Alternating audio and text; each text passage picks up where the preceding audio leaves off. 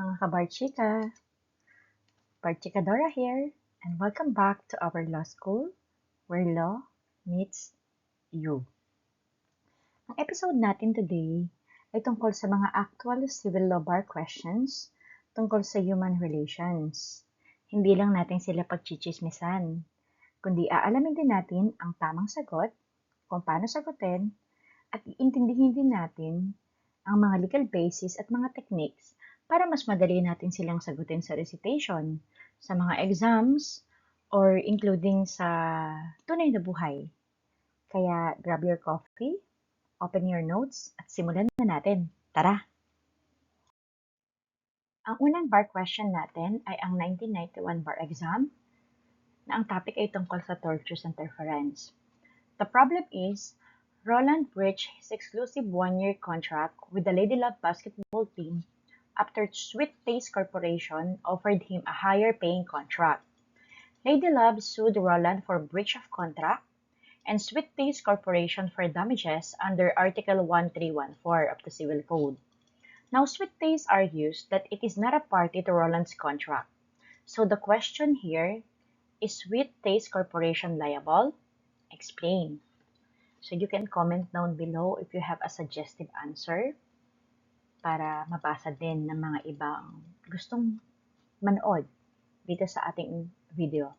So the bar suggested answer is yes. Sweet Taste Corporation is liable under Article 1314 of the Civil Code. A third person who knowingly induces another to breach a valid contract is liable for damages.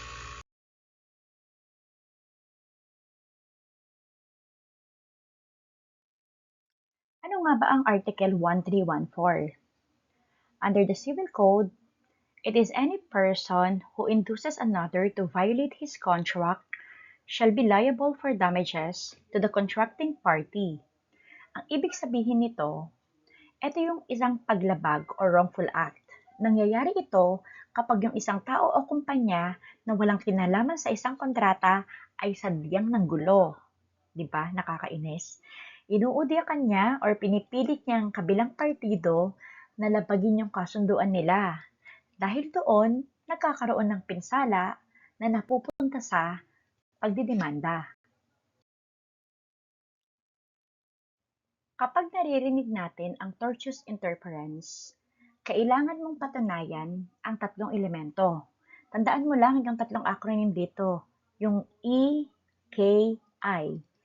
E is for the existence, may umiiral at valid na kontrata ang dalawang tao. K is for knowledge, alam ng nakikialam na may ganoon silang kontrata pero hindi siya nagpipigil. Hindi siya pwedeng magpalusot na hindi ko alam. At I is interference without legal justification. Ito yung pinaka-importante, nakialam siya ng walang matibay or legal na dahilan.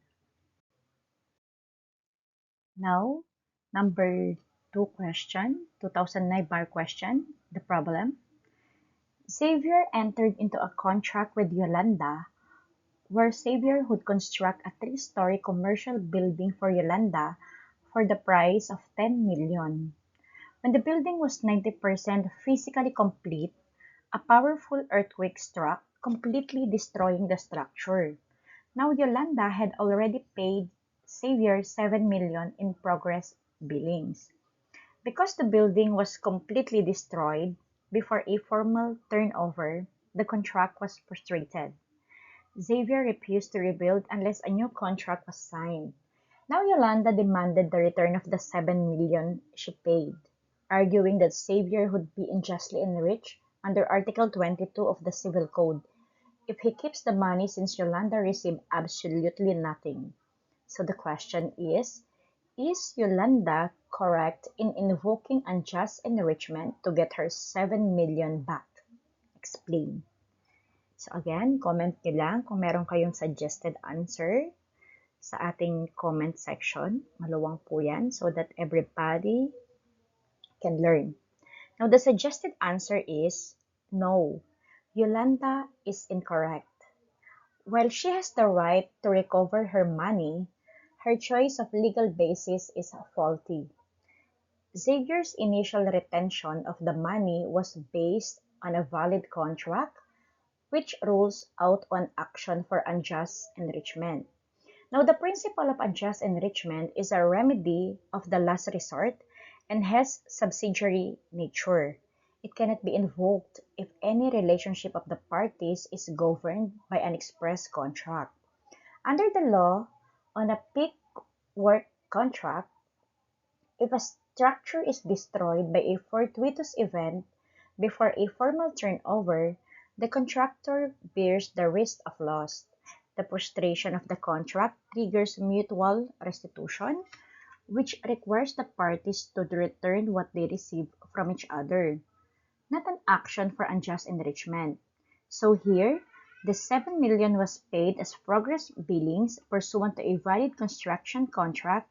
Thus, Xavier had a just and legal ground to hold the money. When the earthquake destroyed the building before delivery, the contract was frustrated.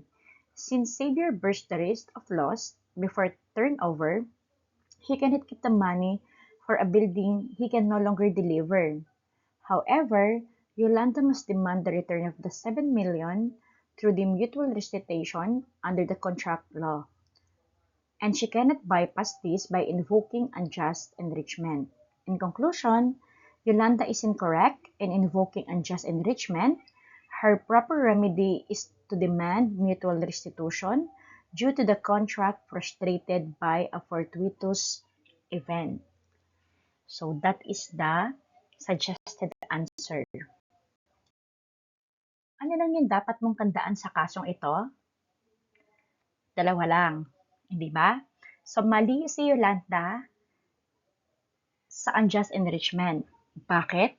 Kasi may formal silang kontrata at ang unjust enrichment ay ginagamit lang kapag wala kang kontrata.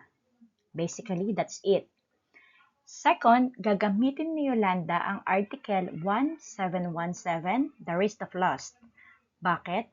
Dahil sa contract for a piece of work, kapag nasira ang ginagawang building bago ma-turnover dahil sa lindol, ang contractor, si Xavier, ang tatanggap ng lahat ng lugi, the risk of loss.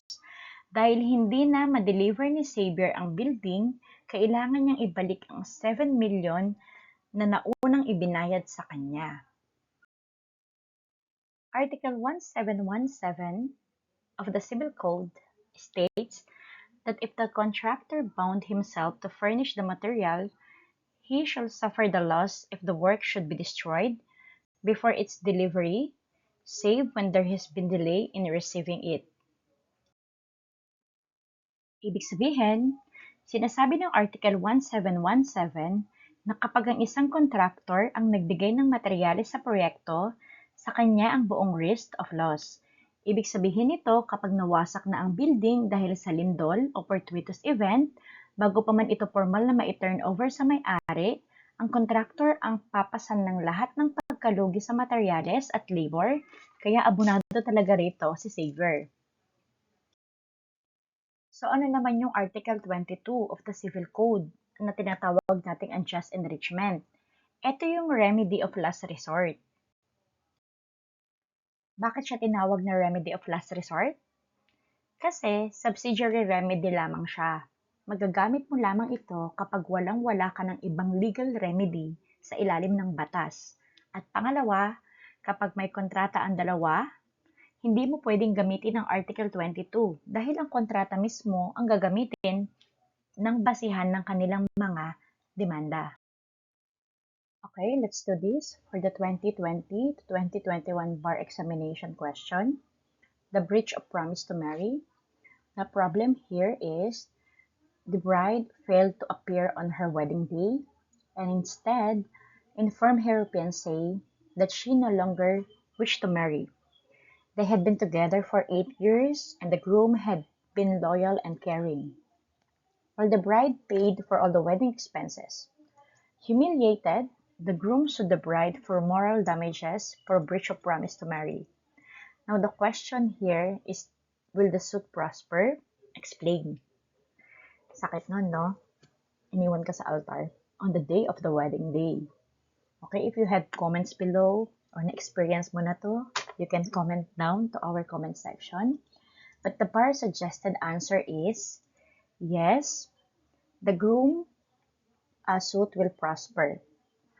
Although a mere breach of promise to marry is not actionable, the bride's act of abandoning the wedding on the day of the ceremony after all the preparations had been completely constitute an abuse of right and is contrary to morals and good customs under the Article 21 of the Civil Code. Jurisprudence recognizes that liability arises not from the broken promise itself, but from the willful and humiliating manner in which the wedding was called off. Thus, the groom may recover moral damages for embarrassment and humiliation he suffered.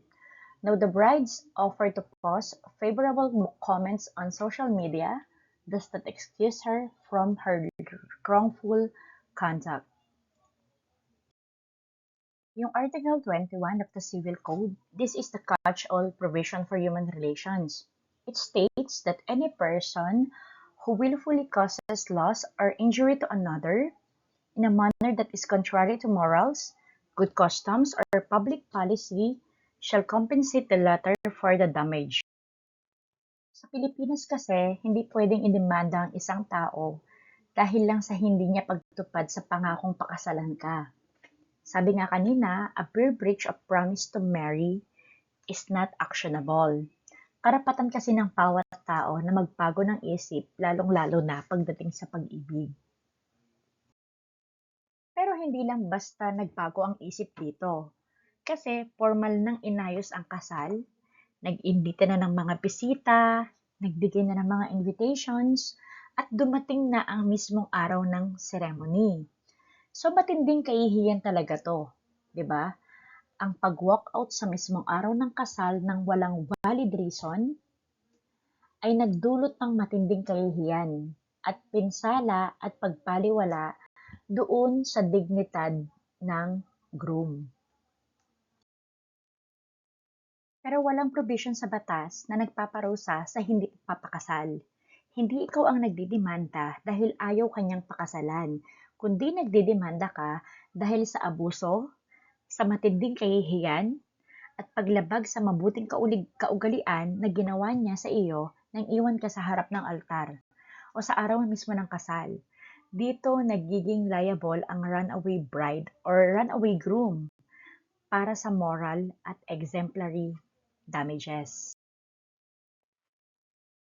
Kung may natutunan ka today, do not forget to like and subscribe. Mag-comment ka na rin. Pagkatapos, i-share mo na rin to sa friend mo mahilig magsabi ng idemanda mo na yan. Char lang.